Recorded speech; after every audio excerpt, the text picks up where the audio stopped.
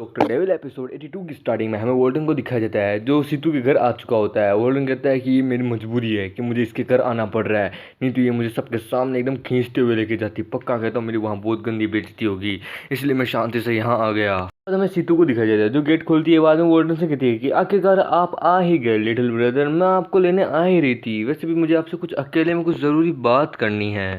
वर्णन कहता है सीतू ये तुम गलत कर रही हो, तुम आँख से खेल रही हो, तुम जानती हो ना। फिर सीतू कहती है ओ रियली, यानी मैं आँख से खेल रही हूँ, और आँख कौन है, क्या वो आप है?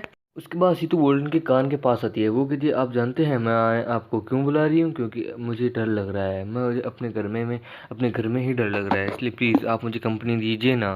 उसके बाद वोल्टन कहता है कि ये बहुत अजीब है, मुझे जल्द से जल्द इसे अपने से दूर करना होगा। ये एकदम चुड़ैल की तरह है, जैसे चुड़ैल किसी व्यक्ति के पीछे कैसे पड़ जाती है वैसे ठीक ये मेरे पीछे पड़ चुकी है। मुझे इसे अपने से दूर करना होगा, इससे पहले ये मेरा कोई फ़ायदा उठाए या फिर मुझे कोई नुकसान पहुंचाए। उसके बाद वोल्टन सोफे पे बैठ के बैठता है। वो कहता है चलो मुझे बताओ सीतू, तुम्हें मुझसे क्या चाहिए? मैं जानता हूँ तुम्हें मुझसे कुछ ना कुछ तो चाहिए, कोई काम है जो तुम पूरा करवाना चाहती हो मुझसे।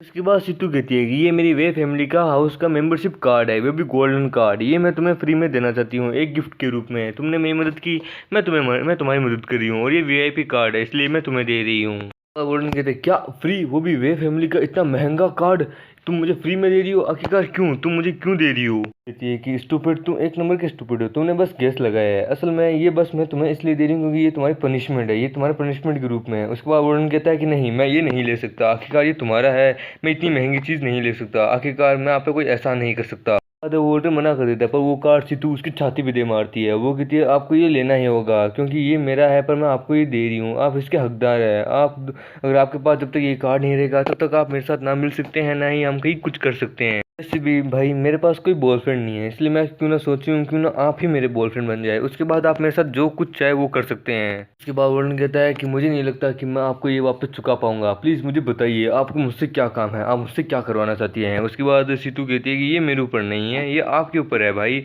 कि आप मुझसे क्या चाहते हैं। बाद जिंगू कहती है वैसे भी मैं आपके साथ, लेकिन मैं आपके साथ काम करना चाहती हूँ, वैसे भी मैं वास्तव में आपके साथ सच में काम करना चाहती हूँ। क्या आप मेरे एक पर्सनल डॉक्टर बन पाएंगे? क्या आप मेरे साथ वो करना चाहेंगे?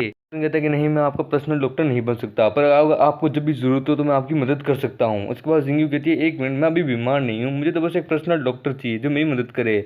मैं आपको हर महीने 100 करोड़ रुपए दूंगी। और ये सुनने के बाद वोल्टन कहते हैं क्या 100 करोड़? उसके बाद सीतू कहती है कि प्लीज़ आप मुझे इस तरह मत बुलिए, मुझे बहुत ज़्यादा शर्म आ रही है। उसके बाद सीतू कहती है कि अगर आप चाहते हैं तो, पर मेरी एक शर्त है, मेरी एक बहुत बड़ी शर्त, अगर आप उसे पूरा करेंगे तो। सीतू कहती है कि आप मेरे परिवार को छोड़ के बाकी बड़े वो 4 परिवार है ना, आप उनका बिल्कुल भी इलाज नहीं करेंगे, बस यही मेरी शर्त है। बाद वोल्टन कहता है कि आपके कहने का मतलब है कि मैं अपनी मेडिकल स्किल का इस्तेमाल बाकी उन 3 बड़े परिवारों पे ना करूं, उनका इलाज ना करूं, मैं उनके खिलाफ जाऊं, है ना? और आप चाहती हैं कि मैं इसमें आपकी मदद करूं।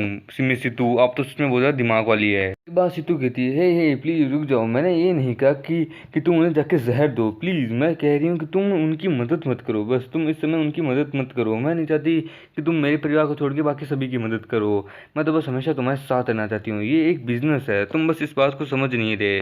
बाद वोल्टन कहता है कि ये 100 मिलियन की ये जो डील है ये है तो बढ़िया, हाँ इसे इतनी आसानी से हर कोई भी, इससे बड़े से बड़ा व्यक्ति भी पल भर में इसे एक्सेप्ट करने के लिए तैयार है, पर लेकिन मैं इसे एक्सेप्ट नहीं कर सकता। उसके बाद सीतू कहती है पर लेकिन क्यों? बाद वोल्टन कहता है क्योंकि मैंने ओयांग जिंगयू को ये वादा किया है कि मैं उसके दादाजी को पक्का बचाऊंगा, क्योंकि वो एक बहुत ज़्यादा दयालु किस्म की लड़की है, और मैंने उससे वादा किया है कि मैं उसके दादाजी को बचाने में पूरी पूरी अपनी पूरी पूरी जी जान लगा दूंगा, इसलिए मैं आपसे ये डील एक्सेप्ट नहीं करता। वोल्टन कहता है वैसे भी मैं किसी की साइड में नहीं हूँ, मैं तो बस अपना फ़र्ज़ निभा रहा हूँ, मैं एक इंसान होने के नाते दूसरे इंसान की मदद कर रहा हूँ, मैंने उनसे वादा किया था, मैं बस वही कर रहा हूँ, मैं किसी की साइड में नहीं हूँ, और आप दोनों की लड़ाई में मैं बिल्कुल भी शामिल नहीं होना चाहता। आप ये बात समझ रही है ना? और इसी के साथ एपिसोड यहीं खत्म होता है। तो दोस्तों मिलते हैं कल से नई वीडियो में, तब तक के लिए बाय बाय।